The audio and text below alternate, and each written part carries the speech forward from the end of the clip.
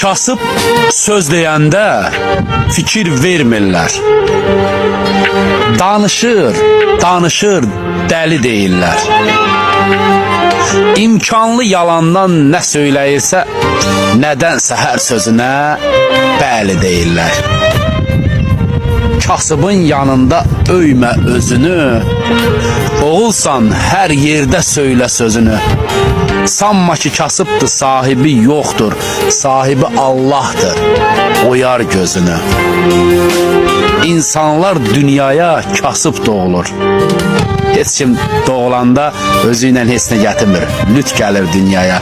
İnsanlar dünyaya kasıb doğulur, üstündə inanın heç nəyi olmur. Birinci paltarı ağ parça olur, dəyişib, dünyasını dəyişib gedəndə yenə dəynində.